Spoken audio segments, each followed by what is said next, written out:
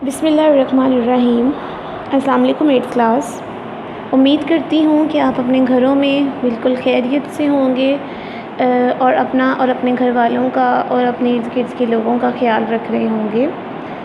Conditions कुछ ऐसी आ चुकी हैं इस टाइम, हालात कुछ ऐसे हैं कि आपको अपने साथ साथ अपने इर्द गिर्द के लोगों का भी ख्याल रखना है। और जैसा कि मैं आपको हमेशा एक चीज़ बताती हूँ कि जो दूसरों का ख्याल रखता है अल्लाह ताला उसका ख्याल रखते हैं। तो कोशिश किया करें कि अपने साथ साथ दूसरों का भी ख्याल रखें, पर firstly you have to take care of yourself. अपना ख्याल रखेंगे तो दूसरों का रख पाएंगे। So 8th class we have started our chapter number 1 and we have done our central nervous system जो कि previous lecture में मैं आपको करवा चुकी हूँ। Now it's time to do spinal cord। Most important topic ये दोनों बहुत इंपॉर्टेंट थे, जिसमें सबसे पहले सेंट्रल नर्वस सिस्टम में हमने ब्रेन के बारे में पढ़ा था और आज हम स्पाइनल कॉर्ड के बारे में पढ़े हैं। दोनों ही चीज़ें सेंट्रल नर्वस सिस्टम में मौजूद होती हैं और दोनों के बारे में ही जानना बहुत ज़्यादा इंपॉर्टेंट है। So spinal cord is an extension of medulla oblongata. तो सबसे पहली बात कि जो स्पाइनल कॉर्ड है वो एक्सटेंशन है। एक्सटेंशन का मतलब होता है कि ये मेड्यूला ऑब्लोंगेटा के आगे चलती चली जा रही है, वहीं से निकली है। तो जहाँ पे ब्रेन का मेड्यूला ऑब्लोंगेटा एंड होता है वहाँ से स्पाइनल कॉर्ड स्टार्ट होती है। Okay,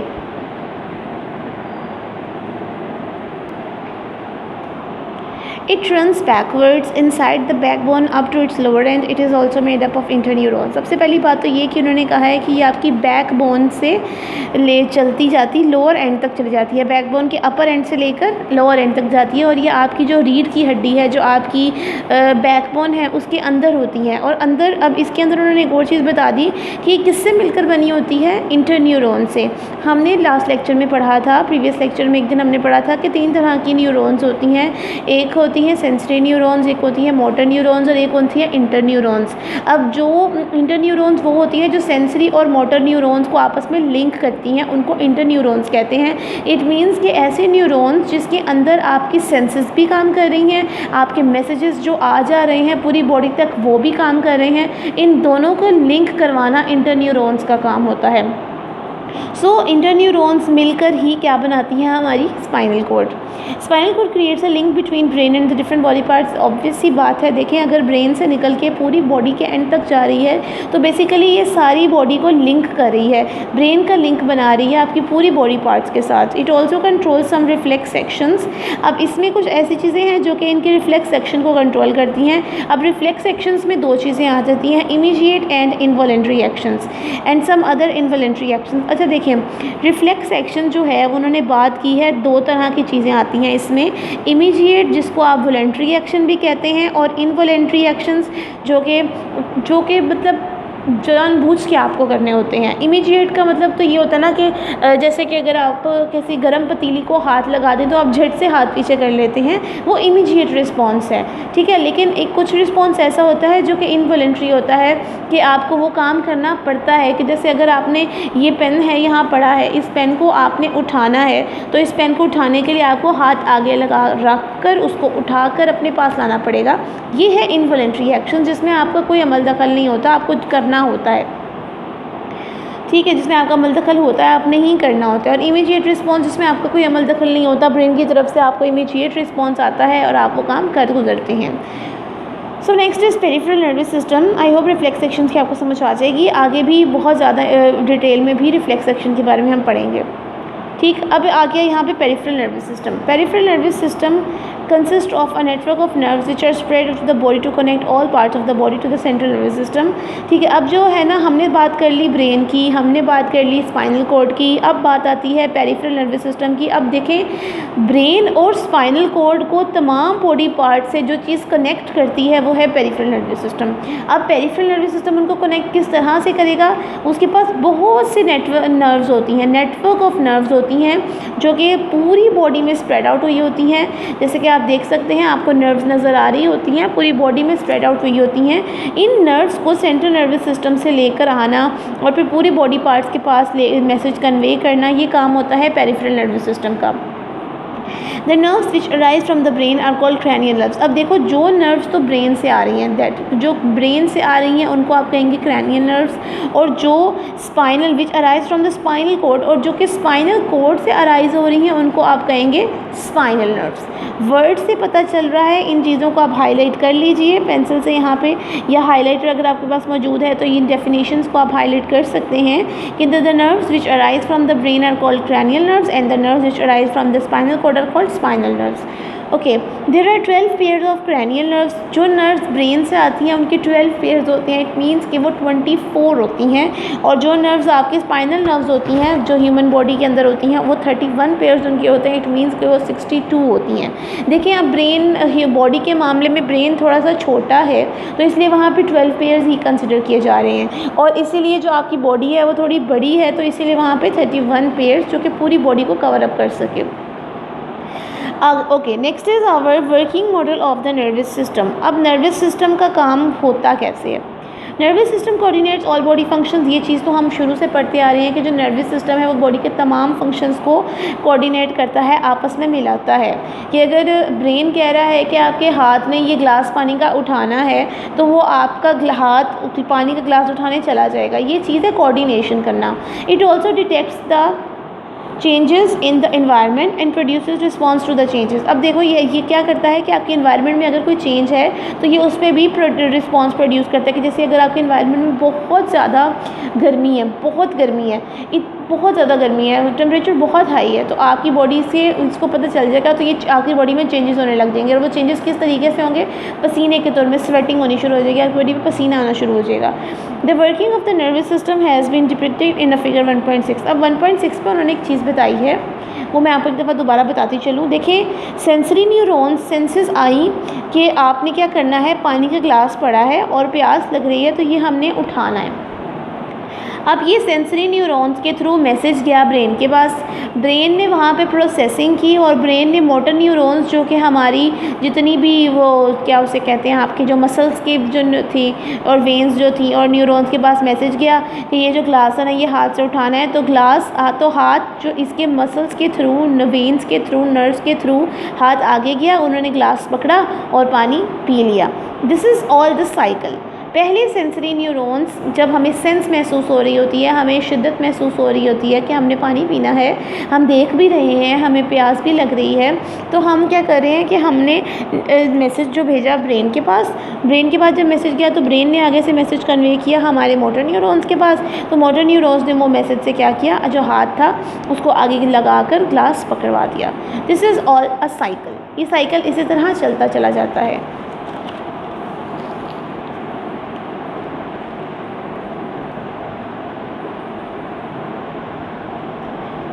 Next is any change in the environment, external or internal, that can be detected by the receptor to initiate a nerve impulse is called a stimulus। अब वो कह रहे हैं कि कोई भी चेंज अगर इन्वायरमेंट में होता है, चाहे वो एक्सटर्नल है, बाहर हो रहा है, या इंटरनल है, या आपके अंदर हो रहा है, वो डिटेक्ट किया जाता है, जो रिसेप्टर डिटेक्ट करता है कि नर्व इम्पल्स जो है वो स्टार्ट हो जाए। इनिशिएट का मतलब होता है स्टार्ट करना, नर्व इम्पल्स इस टाइम स्टार्ट हो जाए तो उसको कहते हैं स्टिमुलस। स्टिमुलस का अगर मैं आपको उर्दू में मतलब बताऊँ तो स्टिमुलस का मतलब है कि अगर आपके इर्द गिर्द सराउंडिंग्स में बहुत ज़्यादा हीट अप हो रहा है या बहुत सर्दी हो रही है तो स्टिमुलस जो है वो उसी टाइम जो है रिसेप्टर को पैगाम भिजा देगा कि इस टाइम बॉडी को रिस्पॉन्स करना है, थोड़ी सी चेंजिंग करनी है। तो वो पैगाम वो नर्व इम्पल्स के थ्रू भिजवाएगा, इलेक्ट्रोकेमिकल वेव्स जाएंगी, तो वो जो नर्व इम्पल्स के थ्रू पैगाम जाएगा वो रिसेप्टर के पास जाएगा और रिसेप्टर वहाँ पे चेंजेस हमारी बॉडी में होना शुरू हो जाएंगे। अब ये पैगाम कौन भिजवाएगा? स्टिमुलस। ठीक है, ये भिजवाएगा stimulus. You have to underline this. ये भी आपकी एक डेफिनेशन है, आप इसको भी हाईलाइट कर लें या अंडरलाइन कर लें। Stimulus, any change in the environment, external internal, that can be detected by a receptor to initiate a nerve impulse is called stimulus। heat, cold, pressure, sound waves etc. are the examples of stimuli। ठीक है, the special organs, tissues और cells which detect stimuli are called receptors। अब वो कह रहे हैं कि कुछ स्पेशल ऑर्गन्स होते हैं या टिश्यूज़ या सेल्स, जिनको जो मर्जी कह सकते हैं आप, जो कि स्टिमुलाई को डिटेक्ट करते हैं, उनको आप रिसेप्टर्स कहते हैं। अब स्टिमुलाई तो अपना पैगाम भेजता है, जिसके पास वो पैगाम जाता है, जो नर्व इम्पल्स जिसके पास जाती हैं उसको आप कहते हैं रिसेप्टर्स। जो वो पैगाम लेती हैं उनको कहेंगे रिसेप्टर्स। ठीक, The sensory neurons carry the messages regarding stimuli in the form of nerve impulses from receptors to the central nervous system. अब वो कह रही है कि जो सेंसरी न्यूरॉन्स हैं वो मैसेज कैरी करके मैसेज लेकर स्टिमुलाई के पास जाती हैं नर्व इम्पल्स के थ्रू, और नर्व इम्पल्स जो हैं वो उस मैसेज को लेकर स्टिमुलाई से वो मैसेज लेकर impulses from receptors to central nervous system, पहले रिसेप्टर के पास जाती है और रिसेप्टर से वो सेंट्रल नर्वस सिस्टम के पास चला जाता है। इस तरह ये साइकिल चलता चला जाता है। देखिए सबसे पहले जो है ना सेंसरी न्यूरॉन्स मैसेजेस जो है ना वो कैरी करती हैं, लेती हैं, फिर जो स्टिमुलाई ने उनको भेजा होता है, ठीक है। जो स्टिमुलाई है वो नर्व इम्पल्स के थ्रू जो है ना वो in the form of nerve impulse की फॉर्म में होता है जो कि रिसेप्टर से आया होता है। अब वो बाद में रिसेप्टर से कहाँ चला जाता है, सेंट्रल नर्वस सिस्टम में। Central nervous system process the messages and transmit to the nerve impulse to motor neurons. अब सेंट्रल नर्वस सिस्टम क्या करता है, मोटर न्यूरॉन के पास भेजने के लिए वो अपनी नर्व इम्पल्स को तैयार करता है और वो मैसेज जो है वो मोटर न्यूरॉन्स के पास चला जाता है। लेके कौन जाता है, nerve impulse, very good. The motor neurons carry the nerve impulses to the parts of the body which produce responses. अब motor neurons क्या करते हैं कि वो nerve impulses को लेकर उसका मैसेज लेकर तो वो बॉडी को उस पार्ट तक भेज देते हैं जहाँ पे रिस्पॉन्स करना होता है। Such parts are called effectors. अब जहाँ पे रिस्पॉन्स होता है ना उन पार्ट्स को हम कहते हैं effectors. The parts of the body which produce responses, such parts are called effectors. जहाँ पे रिस्पॉन्स हो रहा होता है। Muscles and glands in the body act as effectors. आपकी बॉडी के अंदर जो मसल्स और जो ग्लैंड्स होते हैं जो एक्ट करते हैं उनको आप इफेक्टर्स कह सकते हैं, ठीक है।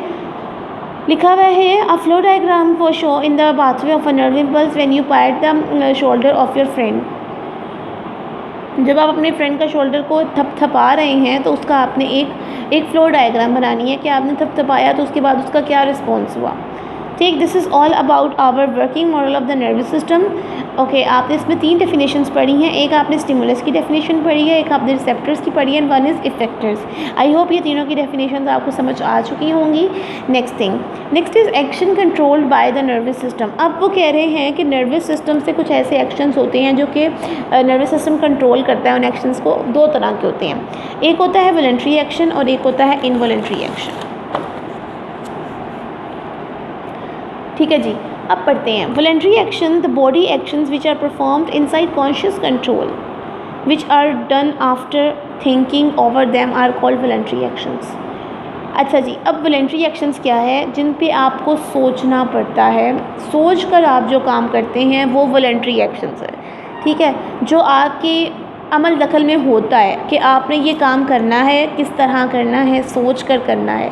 फॉर एग्ज़ाम्पल अगर मैं इसकी एग्ज़ाम्पल दूँ, स्पीकिंग बोलना, ईटिंग खाना, रीडिंग पढ़ना, वॉकिंग चलना, रनिंग भागना, क्लैपिंग तालियां बजाना आर वॉलंटरी एक्शंस। ये वॉलंटरी एक्शन हैं जो कि आपके अमल दखल में हैं, आपका इनमें जोर है।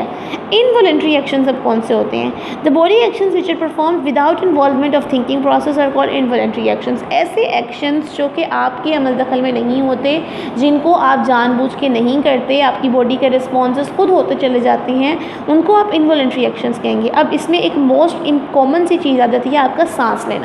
आपका सांस लेना अब ज़रूरी नहीं है कि आप जानबूझ के कोई चीज़ ऐसी चला रहे हैं अपनी बॉडी में जिससे आप सांस ले रहे हैं, ऐसा नहीं है। सांस लेना एक अपनी बात है, ज़रूरत है बॉडी की।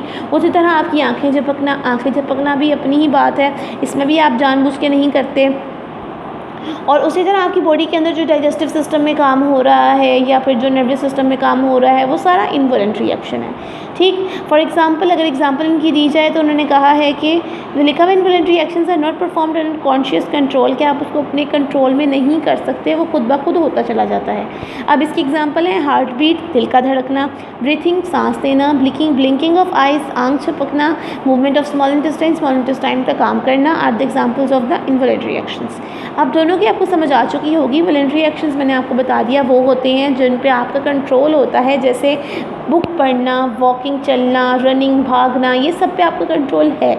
लेकिन इनवॉलंटरी एक्शंस वो होते हैं जो कि आपके कंट्रोल में नहीं होते, without involvement of thinking process, और उसमें कोई कॉन्शियस कंट्रोल नहीं होता। फॉर एग्जांपल जिसमें आ जाती है आपकी हार्ट बीट, दिल का धड़कना, ब्रीथिंग सांस लेना, movement of any of the organ, आपकी बॉडी का कोई भी ऑर्गन की मूवमेंट, ठीक, these are the two actions control by the nervous system. आगे बात आ जाती है रिफ्लेक्स एक्शन की। अब रिफ्लेक्स एक्शन क्या है? पीछे मैंने आपको एक चीज़ पढ़ाई, लिखा हुआ था immediate and involuntary response to a stimulus is called reflex action. बहुत तेज़ी से रिस्पॉन्स और ऐसा रिस्पॉन्स जिस पे हमारा कोई कंट्रोल नहीं होता, उसको आप रिफ्लेक्स एक्शन कहते हैं। इसकी एग्जांपल मैं आपको इसी तरह दूंगी जैसे मैंने आपको पहले दी कि एक गर्म पतीली है, आपने उसको हाथ लगा दिया है तो झट से आपका हाथ पीछे आ गया है। अब इसमें आपका कोई मतलब आपने जानबूझ के तो कुछ नहीं किया, आप पहले सोचें कि भाई हाँ मैंने गर्म अब लग रही है मुझे तो मैं हाथ पीछे हटा लूँ, तो सोचने में आपका हाथ जल जाए, तो ये सब सोचना इनवॉलंटरी में रिफ्लेक्स एक्शन में नहीं होता। रिफ्लेक्स एक्शन में अल्टीमेट काम होता है, कॉन्शियस कंट्रोल आपका नहीं होता, झट से काम हो जाता है। लिखा हुआ है quick pulling of hand just after touching the hot object is the common example of reflex action. In this example of reflex action shown 1.7, temperature of hot object is कि बहुत गर्म एक जो चीज़ है उसका जो टेम्परेचर है वो hot object stimulus which is received by the cells receptor of the skin। अब क्या होता है कि जो टेम्परेचर है ना हॉट ऑब्जेक्ट का वो स्टिमुलस है, ठीक है, टेम्परेचर एक स्टिमुलस है, जो चीज़ पतीली है उसका टेम्परेचर स्टिमुलस है। अब उन्होंने कहा है कि which is received by the cells, आपके स्किन के सेल उसको रिसीव करेंगे। ऑब्वियस सी बात है, आपने एक पतीली को हाथ लगाया है, अब वो पतीली गर्म है तो वो आपकी स्किन को ही पता चलेगा ना, ऐसा तो नहीं है ना कि आपकी आंखें बता रही हैं कि हाँ जी जी ये गर्म है, ऐसा नहीं है। आपने टच किया, सबसे पहले आपकी स्किन को पता चलेगा कि ये चीज़ गर्म है। A nerve impulse is created in the sensory neuron present in skin. कह रहे हैं कि एक नर्व इम्पल्स इतना क्रिएट हो जाती है उसी टाइम आपकी स्किन के अंदर, ठीक है, जो आपकी in the sensory neuron present in the skin, आपकी स्किन के अंदर जो सेंसरी न्यूरॉन्स मौजूद हैं उसके अंदर एक नर्व इम्पल्स उसी टाइम क्रिएट हो जाती है, क्योंकि अब जो पैगाम है वो आगे लेके जाना है। Nerve impulse is carried by the sensory neuron to the spinal cord. अब वो झट से पैगाम कहाँ लेकर जाती है? आपकी स्पाइनल कॉर्ड के पास। The interneuron of spinal cord transmit the impulse. अब जो इंटरन्यूरॉन स्पाइनल कॉर्ड में मौजूद हैं वो इस इम्पल्स को पहचान लेती हैं कि ये मोटर न्यूरॉन्स, और transmit to the motor neuron, और वो मोटर न्यूरॉन के पास भेज देती हैं। अब मोटर न्यूरॉन्स आपकी कहाँ पे मौजूद होते हैं? आपकी ग्लैंड्स में या आपके मसल्स में। Motor neurons carries the impulse to the arm muscle. अब वो मोटर न्यूरॉन कहाँ पे चले जाते हैं? हाथ के मसल्स के पास, आपके बाजू के मसल्स के पास चले जाते हैं। जहाँ पर जो नर्व इम्पल्स पहुँचती है, जहाँ जानी होती है, उस जगह को हम इफेक्टर्स कहते हैं, ठीक। नेक्स्ट लिखा हुआ है दी arm muscles contract and the hand is pulled back. Arm के जो मसल्स होते हैं वो सिकुड़ जाते हैं और हाथ जो है वो पीछे को पुल्ड बैक, पीछे को आ जाता है। The pathway of nerve impulse complete a reflex action is called a reflex arc. अब ये जो पाथ पूरा चला है, इस पूरे पाथ को हम कहेंगे reflex arc. It consist of, अभी किसके क्या क्या चीज़ें थी इसमें? सबसे पहले रिसेप्टर था, फिर इसमें सेंसरी न्यूरॉन्स थे, फिर इंटरन्यूरॉन्स थे, फिर मोटर न्यूरॉन्स थे, और फिर इफेक्टर्स थे। और इस पूरे पाथवे को हमने क्या नाम दे दिया? रिफ्लेक्स आर्क का। देखिए मेरी बात सुने, सबसे पहले इन्होंने क्या किया कि जो ऑब्जेक्ट का हॉटनेस थी, जो उसकी गर्माहट थी, टेम्परेचर जो था, वो एक स्टिमुलस था, ठीक है। स्टिमुलस ने जो है ना सेल्स, जो सेंसरी रिसेप्टर था ना स्किन का, उससे सेल्स जो थे, स्किन के जो सेल्स थे, उससे ना उन्होंने स्टिमुलस ने रिसीव कर लिया। अब उसने नर्व इम्पल्स को क्रिएट किया तो वो सेंसरी न्यूरॉन से जो क्रिएट हुए थे नर्व इम्पल्स, वो आगे चले गए स्पाइनल कॉर्ड के पास। जब वो स्पाइनल कॉर्ड के पास पहुँचे तो वहाँ पर उनको बहुत सारी इंटरन्यूरॉन्स मिली जो स्पाइनल कॉर्ड के अंदर थी। इंटरन्यूरॉन्स ने जो था ना इम्पल्स को ट्रांसमिट कर दिया किसके पास? मोटर न्यूरॉन के पास। अब मोटर न्यूरॉन के पास जब चला गया तो मोटर न्यूरॉन ने क्या किया, जो आर्म के मसल्स थे ना, उनको मैसेज कैरी बता दिया कि जी इस तरह ये हो रहा है। तो आर्म के मसल्स जो थे उन्होंने वो कॉन्ट्रैक्ट हो गए, उन्होंने हाथ को पीछे खींच लिया। अब जब हाथ को पीछे खींच लिया, इस पूरे पाथवे को हमने नाम दे दिया रिफ्लेक्स आर्क का। अब इस रिफ्लेक्स आर्क के पाथवे में कुछ चीज़ें थी मौजूद, जिसमें क्या क्या चीज़ें थी? सबसे पहले था हमारा रिसेप्टर के बाद आ गया सेंसरी न्यूरॉन, फिर इंटरन्यूरॉन, फिर motor neuron, and at the end effectors. ठीक है जी, उम्मीद करती हूँ कि आपको ये समझ आया होगा। आज का लेक्चर बहुत इंटरेस्टिंग लेक्चर था, 8th क्लास। मतलब हर चीज़ इंटरेस्टिंग ही होती है, हमें नहीं पता होता कि हमारी बॉडी के अंदर क्या क्या चीज़ें चल रही हैं, और साइंस सिर्फ इसी चीज़ का नाम है कि आपको ऐसी चीज़ से आगाह करना जो चीज़ें आपको नहीं पता होती। After that we are going to do our copy work that we have done on our NPS notebook that was given to you all of you। आप सबको ये कॉपी दे दी जाती है ताकि आप इस पर अपना काम कर सकें। इन आवर प्रीवियस लेक्चर, हमने अपने पुराने लेक्चर में क्या काम किया था, कोई मुझे बताएगा? Yes we have done. हमने डिफरेंस लिखा था नर्व और न्यूरॉन का, और मैंने आपको फंक्शंस दो दिखवाए थे, फॉर ब्रेन का फंक्शन और हाइंड ब्रेन का function. So today our lecture we are going to do the next question. First of all we have to write the date and day of the top of our pages. सबसे पहले हम date and day margin line draw करने के बाद date and day लगाते हैं. That is today. And what is the date today? Today is approximate 1st July. So firstly we are going to write the July 1st 2020. At the middle of your page you are going to write the classwork, and at the right corner of the page you are going to write the day, that is Wednesday.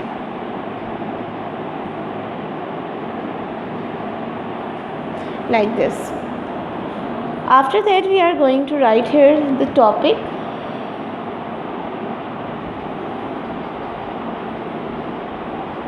And our topic is, like always, questions, answers.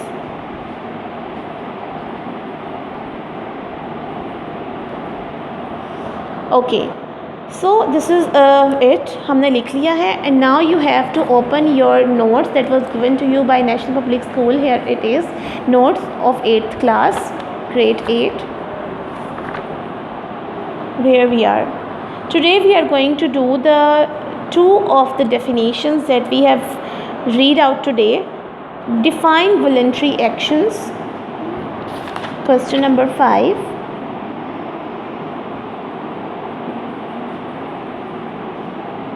Define voluntary actions.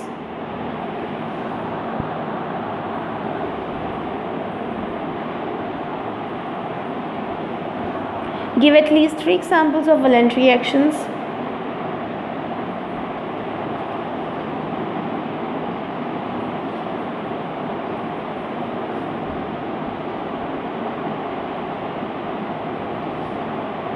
Okay, so answer. Before writing we are going to write here the heading. Heading is voluntary actions, like this.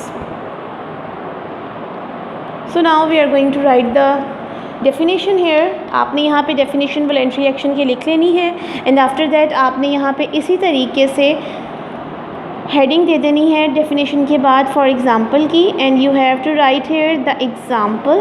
for example आपने ऐसे ही heading देकर यहाँ पे आपने examples लिख देनी है. afterwards the second question आपने लिखना है, that is question number 6.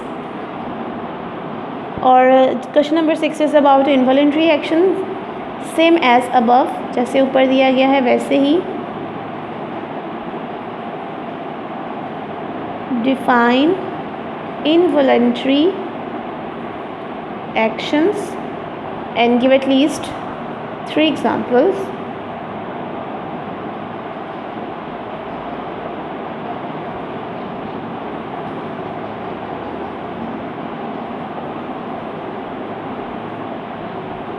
ठीक है, जस्ट लाइक दिस. सेम इसी तरीके से आपने लिख देना है. यहाँ पे हेडिंग आ जाएगी इनवॉलंटरी एक्शंस की.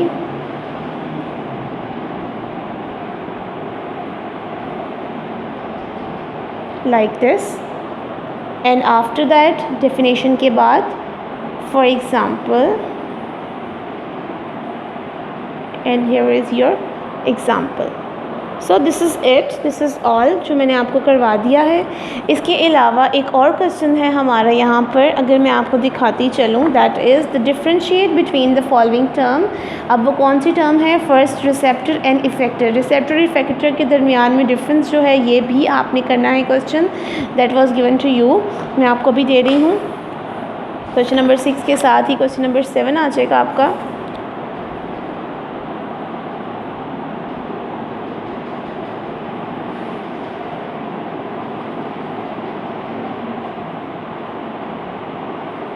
difference between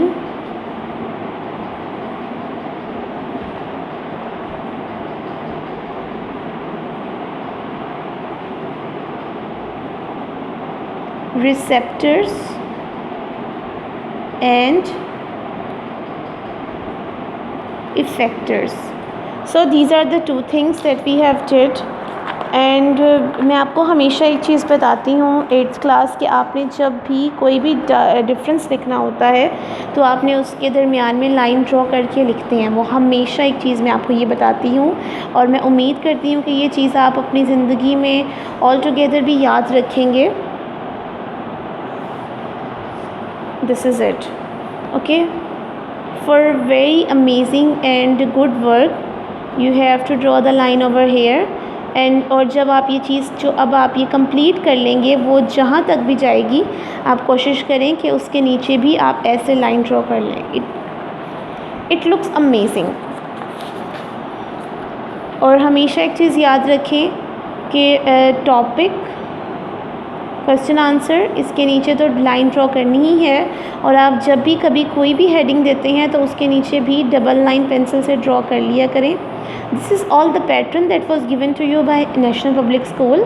आपको एक पैटर्न दिया जाता है जो कि आपको फॉलो करना बहुत ज़रूरी होता है। 8th क्लास अगर अभी तक आपने हमारा चैनल फॉलो नहीं किया, सब्सक्राइब नहीं किया तो कोशिश करें उसको सब्सक्राइब करें, क्योंकि इससे आपको बहुत सी ऐसी इंपॉर्टेंट नोटिफिकेशंस हैं जो कि आप नहीं भूलेंगे। आप उसको अगर तो आप नहीं सब्सक्राइब करेंगे तो बहुत सी नोटिफिकेशंस तो वाइप आउट हो जाएंगी, स्किप आउट हो जाएंगी आपसे। तो आप काइंडली इसको सब्सक्राइब करना मत भूलें, ये सिर्फ आपकी भलाई के लिए है। सो अपना बहुत ख्याल रखिएगा 8th क्लास। नेक्स्ट लेक्चर में आपसे इंशाल्लाह ताला मुलाकात होगी। अल्लाह हाफ़िज़।